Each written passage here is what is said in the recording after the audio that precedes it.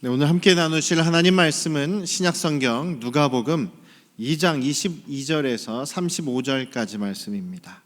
누가복음 2장 22절에서 35절까지 본문 말씀 중에서 25절부터 33절까지만 봉독해 드리겠습니다. 예루살렘에 시므온이라 하는 사람이 있으니 이 사람은 의롭고 경건하여 이스라엘의 위로를 기다리는 자라. 성령이 그 위에 계시더라.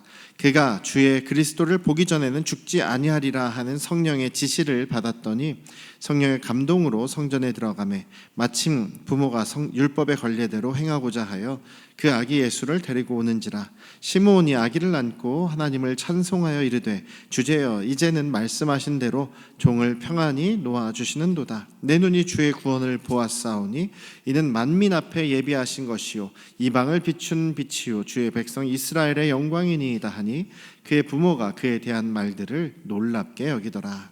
아멘. 아멘. 할렐루야. 네, 우리 아버지 하나님의 크신 은혜와 변함없으신 사랑이 여러분과 여러분 가정에 충만하시기를 주님의 이름으로 축원합니다. 우리 성가대도 많이 결석하신 거 보니까 아프신 분들이 많은 것 같아요. 기도해 주시기 바라고요.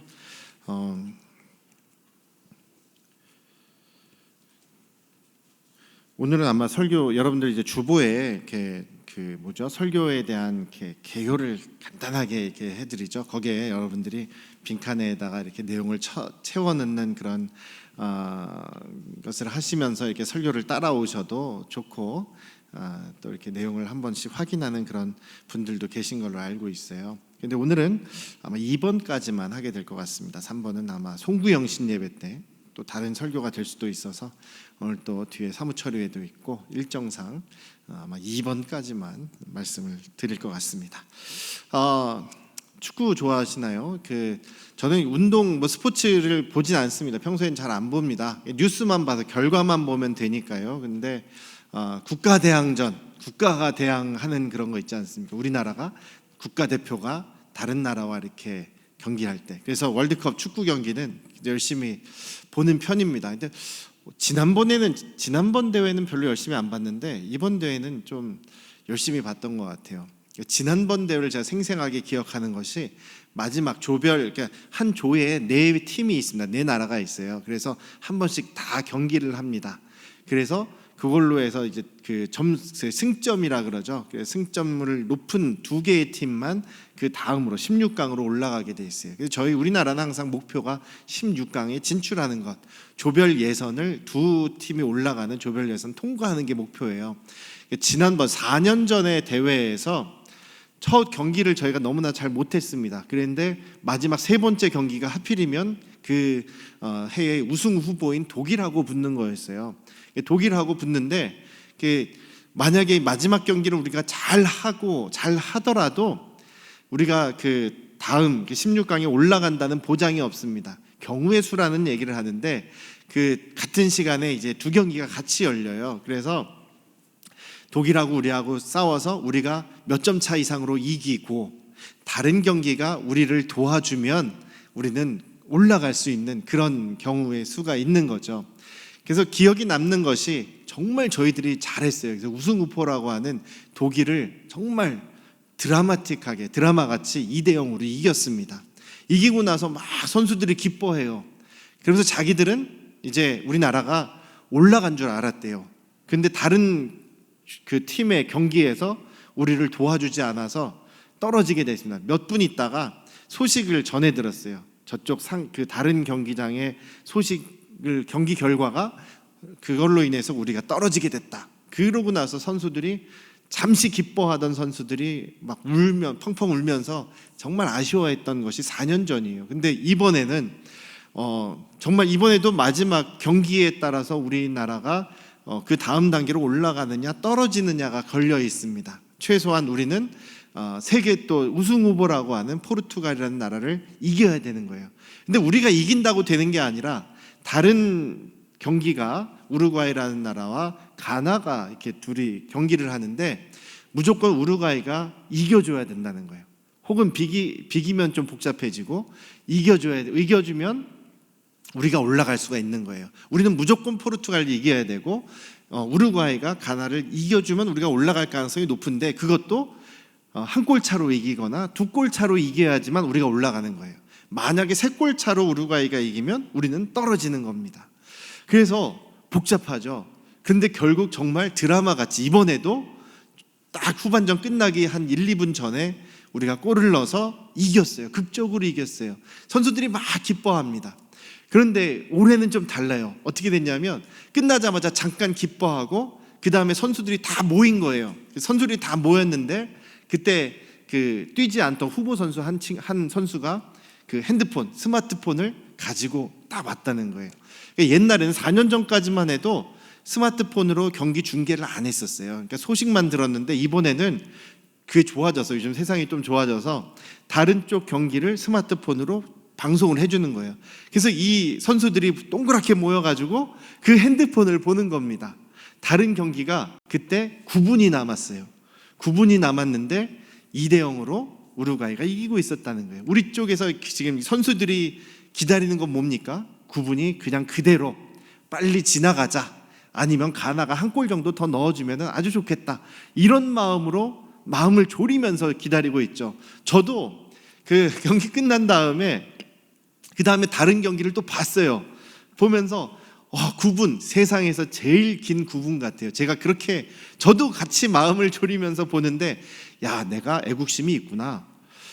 평소엔 불만이 많은데 내가 그래도 우리나라를 사랑하는구나. 그때 지금 또 깨닫게 된 거예요. 그 9분이 정말 세상에서 제일 긴 9분 같고, 우루과이가 여러 번의 찬스가 있었는데 그것을 못 넣고 결국은 2대0으로 이겼어요. 2대0으로 승리했음에도 우루과이 선수들이 다 울면서 침통한 표정으로 돌아갔습니다. 왜냐하면 어쨌든 이겼지만 떨어졌기 때문이죠. 우리나라는 선수들은 그 9분 동안 마음 졸이면서 기다리다가 그 우루과이가 2대0까지만 이겼다는 소식에 우리가 16강 진출했구나라고 하면서 얼마나들 기뻐하던지요. 그리고 우리들도 같이 기뻐했던 것이죠. 그 9분이라는 기다림, 그 기다림을 지금 우리 대표 선수들, 우리 국민들 모두가 다 마음 졸이면서 기다렸던 것이죠. 기다림에 대한 얘기를 오늘 같이 하려고 합니다. 오늘 메시아가 오시는 것을 기다리는 그 시므온이라는 사람이 있었습니다. 또 우리도 마찬가지로 예수님을 기다리는 사람들이죠. 예수님이 다시 오실 것을 기다립니다. 가까이는 다음 주에 있을 이제 예수님께서 이 땅에 오신 날을, 태어나신 날을 기념하는 성탄절을 우리가 기다리고 있습니다. 어떤 마음으로 여러분들이 성탄절을 기다리시는지는 모르겠어요. 물론 우리가 즐겁고 감사하는 마음으로 기다리겠죠. 그런데 또 한 가지의 기다림을 우리는 또 기다리고 있습니다. 다시 오실 예수님. 예수님께서 우리에게 다시 오시겠다라고 약속하신 그 약속을 우리는 믿고 또 기다리고 있지 않습니까? 또 어떤 자세로, 어떤 모습으로 우리가 기다려야 할지를 우리 시므온의 모습을 통해서 잠깐 나눠보려고 합니다. 시므온이라는 사람은 선지자입니다. 선지자. 왜냐하면 하나님의 말씀을 대언하는 사람, 하나님의 뜻을 전달하는 그런 사람. 먼 미래를 무조건 맞춰야지만 선지자, 예언자가 아니라 하나님의 뜻을, 물론 이것도 여기에도 미래의 일이 들어가 있지요, 전했던 선지자였습니다. 그런데 어떤 선지자로서 어떤 일을 했는지는 성경에 기록되지가 않아요. 근데 누가복음 2장에서만 딱 한 부분이 기록되어 있습니다. 25절에 보시면 예루살렘에 시므온이라는 사람이 있었다. 그런데 그 시므온이라는 사람은 성령께서 어떤 지시를 내리셨냐면, 너는 그리스도 메시아를 보기 전까지는 죽지 않을 것이다. 너의 생전에 메시아를 만나게 될 것이다 라는 그런 그 명령을 들었던 사람이라는 겁니다. 참 특이한 명령이죠. 성령께서 그런 명령을 내리셨다는 거예요. 그래서 지금 이 시므온은 뭘 하고 있었겠습니까? 그 명령을 받은 날부터 메시아를 기다리는 거죠. 메시아 만날 것을 기다리는 그런 사람이었습니다. 지금 이 예수님은요, 갓난아기예요. 갓난아기. 난지 한 8일 정도 됐을 때, 아마 이때는 할례를 행하러 베들레헴에서 태어나신 예수님께서 예루살렘에 올라가신 것 같습니다. 이 부모가 데리고 간 거죠. 난지 8일 만에 할례를 받게 되어 있어요. 그리고 예수님이 첫째이기 때문에 첫째 아들은 하나님께 드려야 됩니다. 바쳐야 되는데 뭐 산채로 드리는 게 아니라 바치는 그 제사를 드리는 거예요. 제물을 대신 드리는 거예요. 부자인 경우는 뭐 소나 뭐 양을 드리지만 이 요셉의 가정은 그렇게 부유하지 못했기 때문에, 가난했기 때문에 24절에 보면 산비둘기 한 쌍이나 혹은 어린 집비둘기 둘로 제사하려고 했다.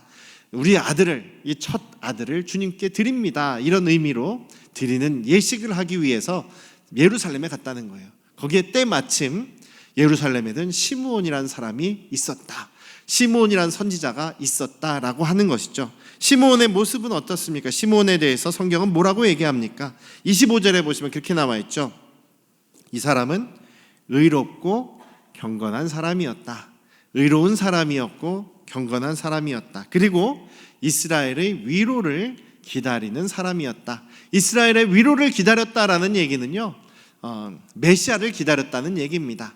이스라엘을 구원하고 위로하실 그 메시아를 기다리는 사람이다.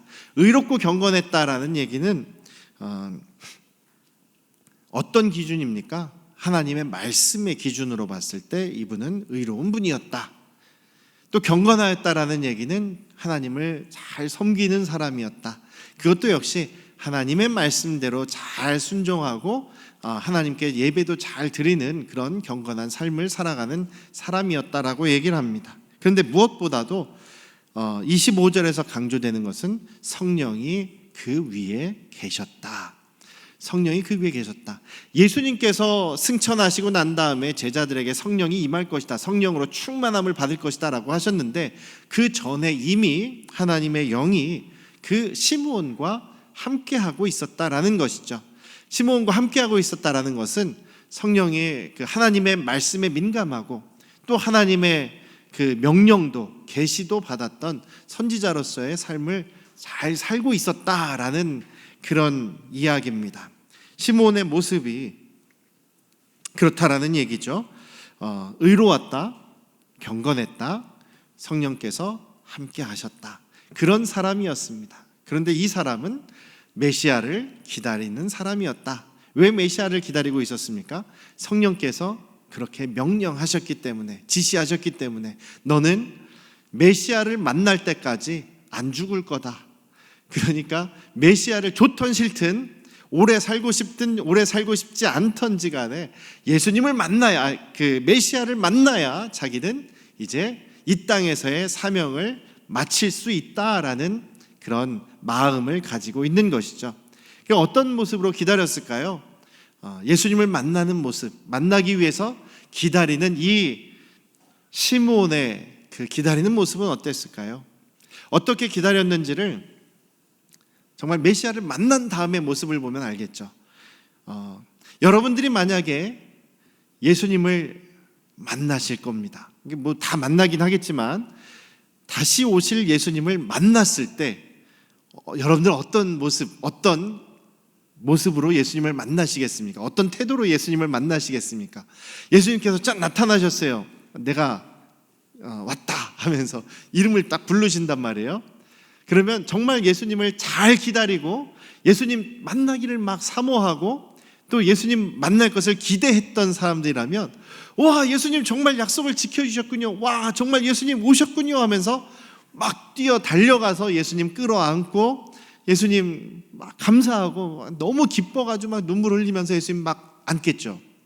그런데 예수님 진짜 나타나셨는데, 누구야, 내가 왔다 이랬는데 그동안 예수님을 제대로 기다리지 못한 사람들, 예수님 보시기에 부끄러운 사람들은 어떻게 했어요?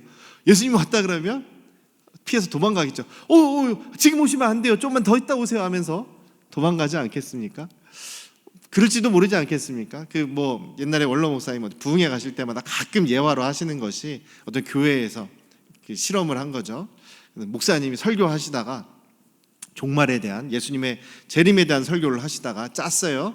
그래서 불을 다 꺼버리게 하고 깜깜한 상태에서 그 다음에 좀 있다가 예수님께서 오셨습니다 하고서 막 소리를 지른 다음에 불을 딱 켰더니 어떻게 됐다고요? 교인들 대부분이 다 의자 밑으로 다 숨어 들어갔다고. 그런 내용이 저도 잊혀지지가 않는데요.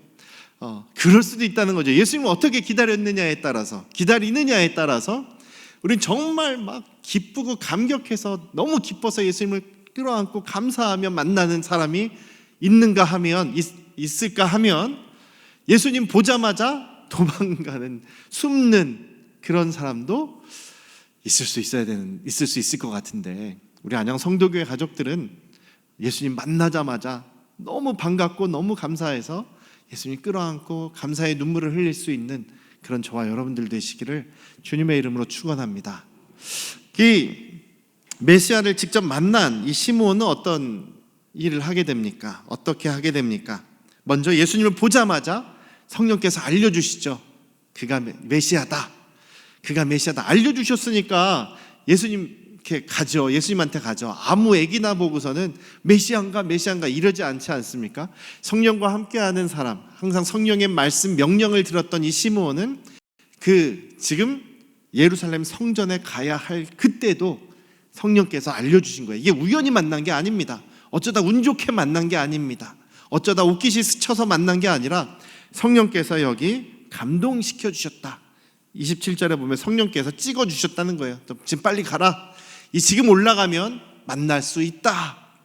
아기를 만날 수 있다. 강보에 쌓여서 부모가 안고 오는 아기를 만날 수 있다.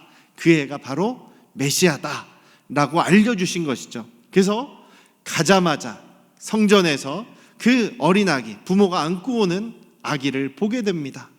그래서 어떻게 하게 됩니까? 28절에 보면 부모에게 부탁을 했겠죠. 내가 이 아이를 좀 안아봐도 되겠습니까? 아기를 안았다는 거예요.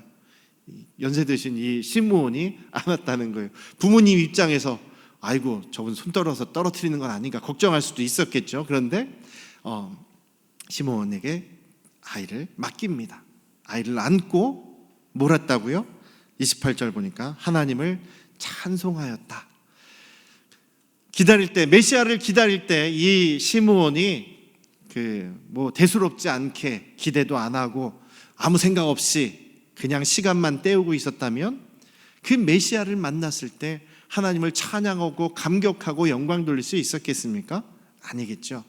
이 시므온은 예수님 메시아를 정말 사모하면서 기다렸던 사람입니다.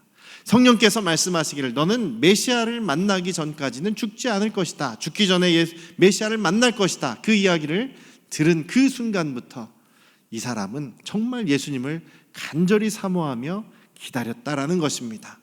그리고 기다릴 때 그냥 기다린 것이 아니라 여기 보면 의로운 사람이라고 인정받을 정도로, 경건한 사람이라고 인정받을 정도로, 성령이 그 위에 함께 있다라고 인정받을 정도로 살았다는 겁니다. 그렇게 이 사람은 메시아를 만났을 때 하나님께 찬송과 영광을 돌릴 수 있던 것이죠. 찬송의 내용을 한번 보시겠습니까? 주제여 우리 세상의 주인이신 하나님 아버지, 이런 뜻이죠. 이제는 말씀하신 대로 하나님께서 말씀하신 대로 이제 이루셨습니다. 이제는 종을 평안히 놓아주시는군요. 이제 제가 죽어도 여한이 없습니다. 이제 제가 죽어도 되겠군요 라는 얘기를 하는 거예요. 얼마나 감격스러웠냐라는 것을 알 수가 있죠. 내 눈이 주의 구원을 보았습니다. 이 민족을 구원하실 그 메시아를 보았습니다. 근데 이 민족뿐만이 아니라 모든 사람에게 예비해 놓으신 그것을 제가 확인했습니다. 이방을 비추는 빛이시며 우리 민족의 이스라엘의 영광입니다. 그러니까 지금 이 시므온은 예수님이 어떤 분인지 알았다는 거죠. 단지 자기 이스라엘, 자기 민족만을 이렇게 나라를 세우시는 분이 아니라 모든 민족에게 소망이 되시고 구원하시는 그 구원자시다라는 것을 알고 있었다는 거예요. 어떻게 알았을까요? 성령과 함께 성령에 동행하고 또 주님의 말씀을 항상 순종하는 그런 말씀에 사로잡힌 의롭고 경건한 사람이었기 때문에 가능한 것이라고 저는 그렇게 믿습니다. 그리고 나서 이 찬송을 듣는 이 시므온을 바라보는 이 부모들은 어때요? 33절에 보면 굉장히 놀랐다. 어떻게 이런 말을 할 수 있지? 전에 분명히 예수님을 낳기 전에 천사를 통해서 이미 얘기를 들었는데도 놀란 거예요. 잊어버린 거예요. 또 놀랐다라는 얘기입니다. 그리고 나서 시므온이 그 놀라는 부모에게 축복의 이야기를 합니다. 참 감사한 일입니다. 참 고생하셨습니다. 참 수고하셨습니다. 이런 축복의 말들을 했겠죠. 그리고 나서 세 번째로는 어머니에게만 따로 예수님이 어떤 분이신지를 다시 한번 이야기해 줍니다. 그러면서 권면을 합니다. 예수님의 어머니라는 사실이 좋은 것만이 아니다라는 얘기를 하는 거예요. 그 얘기를 보시면 34절에 이분은 이스라엘 중에 많은 사람을 패하거나 흥하게도 하신 분이다. 그리고 많은 비방의 표적이 되기 위해서 세워지신 메시아시다. 그러니까 예수님의 죽음과 고난까지도 얘기하시는 거예요. 그러니까 이분은 고난도 당하실 분이다. 세상의 영광스러운 왕으로 이렇게 이 나라를 다스리고 당신들에게 부귀영화를 주실 분이 아니라 고난과 비방의 대상이니 각오해야 됩니다. 그래도 두려워하지 마시고 이기십시오. 예수님의 어머니 마리아는 예수님께서 십자가에서 돌아가시는 그 시간 동안 계속 같이 있었죠. 그러면서 고통을 함께 했습니다. 물론 예수님의 부활도 나중에 목격하고 예수님의 제자가 되긴 합니다만 그 고통을 다 같이 겪었다는 거죠. 이 말씀을 잊지 않았을 겁니다. 예수님은 영광만 받으러 오신 분이 아니라 비난의 표적이 되고 고난도 당하실 분이다. 또 칼이 너의 마음을 찌를 거다. 마리아가 얼마나 상처를 많이 받았겠습니까? 그 자기 마을 사람들이 수근수근거리면서 아비 없는 자식이라고 하면서 얼마나 마리아를 수근수근했겠습니까? 그것이 얼마나 상처가 됐겠어요. 그렇지만 그것이 하나님께서 그들의 생각을 저 사람이 의로운 사람인지 악한 사람인지를 드러내는 방법이니까 걱정하지 말아라. 이런 권면을 해주고 있는 것입니다. 예수님을 정말 잘 메시아를 기다린 시므온의 모습이죠. 그리고 직접 만났을 때 찬송하고 찬양하고 또 축복하고 권면하는 그런 힘을 주는 모습이 바로 시므온의 모습이었습니다. 자, 사랑하는 우리 안양 성도 가족 여러분, 우리는 이제 성탄절을 기다리기도 하지만 또 계속해서 다시 오실, 언젠가 지금이라도 다시 오실 예수님을 기다리고 있습니다. 어떻게 기다리시겠습니까? 시므온의 모습, 기다리는 시므온의 모습, 예수님을 만난 다음에 시므온의 모습 같은 모습인 것 같아요.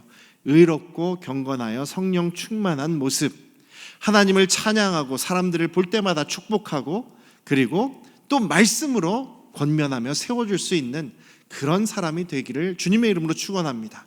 무엇보다도 서로 축복의 이야기만 했으면 좋겠어요. 우리 안양 성도교회 가족들에게 정말 제가 간곡히 바라는 것은 교회 안에서도 그렇지만 교회 밖에 나가셨을 때 믿지 않는 사람들이 볼 때 두 가지를 안 하셨으면 좋겠어요. 첫 번째는 진상짓을 안 하셨으면 좋겠어요. 막 언제 우리 동네에 어떤 분 그런 얘기를 들은 적 있는데 저는 직접 보진 못했지만 싸우다가 기분 나쁘면 동네 사람들과 싸우다가 기분 나쁘면 막 바닥에 누워가지고 막 떼굴떼굴 굴르고 막 침 흘리고 그러면서 막 그냥 자기 고집을 부리는 사람이 있다는 거예요. 그런 걸 이제 진상이라 그러죠. 또 그 마트 같은 데 가서 별거 아닌 거 가지고 막 소리 지르고 화내고 막 그냥 소리 빽빽 지르는 사람 진상이라 그러죠. 진상 손님이라고 얘기를 하죠. 그런 분들은 없었으면 좋겠어요. 두 번째는 말할 때마다 남의 험담하는 사람이 없었으면 좋겠어요. 제일 만나기 싫은 사람이 있어요. 저도 만나기 싫은 사람, 입만 열면 다른 사람 험담하고 욕하고 흉보는 거 참 좋아하는 분들이 흉보는 사람. 김창옥이라고 하는 그런 교수님, 그 강의도 많이 하시는데 김창옥이라는 걸 제가 좀 좋아합니다. 기독교인이기도 하지만 좋은 얘기를 참 많이 하세요. 부부 생활, 가정 생활에서 부부가 이렇게 자주 싸우고 이렇게 사이가 안 좋은 부부들을 보니까 어떻게 왜 그러시냐고 이제 아내한테 물어보면 아내가 그런데요. 나는 옳은 말밖에 안 해요. 나는 옳은 말을 참을 수가 없어서 저 남편에게 항상 옳은 말 한다고. 그게 옳은 말 한다는 게 뭐예요? 기준이 자기 기준이에요. 자기 기준. 정말 우리에게 있어서 옳은 말은 무엇이냐면 부활하신 예수님만이 나의 주인이시다. 예수님의 말씀에 순종하는 그 기준만이 이제 옳은 얘기지. 안 그러면 다 자기 기준이란 말이에요. 내가 볼 때는 저 사람이 뭐 김치를 이렇게 만드는 것도 마음에 안 들 수 있고, 음식을 할 때 라면을 끓일 때 물부터 끓이고 면을 넣고 스프를 넣어야 되는데 왜 이 사람은 물이 끓기도 전에 면을 집어넣고 스프를 넣냐, 이런 거 가지고 싸울 수 있단 말이죠. 자기는 옳은 소리를 했다고 하는데 그게 아니에요. 내가 옳은 소리다라고 하는 그 소리는 대부분 악한 소리입니다. 맞는지 틀리는지 그건 상관없어요. 자기 입장에선 자기만 맞는 거니까. 남의 흉보지 말았으면 좋겠어요. 험담하지 말았으면 좋겠어요. 그게 자기에게 저주로 돌아옵니다. 근데 자기는 자기가 다른 사람 흉보는 걸 잘 몰라요. 그러니까 여러분들 옆에 계시다가 기관 모임 하시다가 아니면은 구역 모임, 뭐 작은 교회 모임 하실 때든지 가족 모임 하실 때든지 다른 사람 흉보는 사람 보시면, 야, 너 지금 사단에게 이용당하고 있어.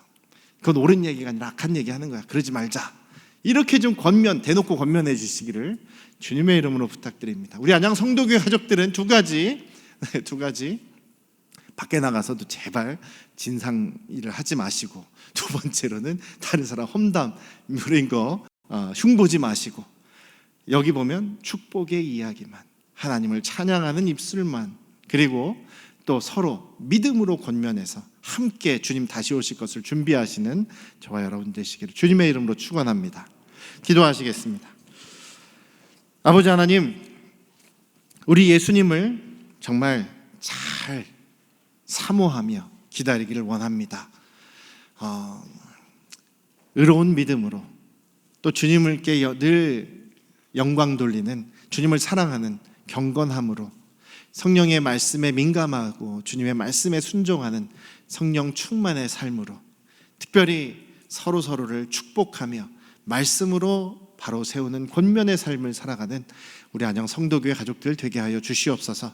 우리 안양 성도교회 가족들, 하나님 나라에서도 계속 우리 같이 살아야 할 가족들입니다.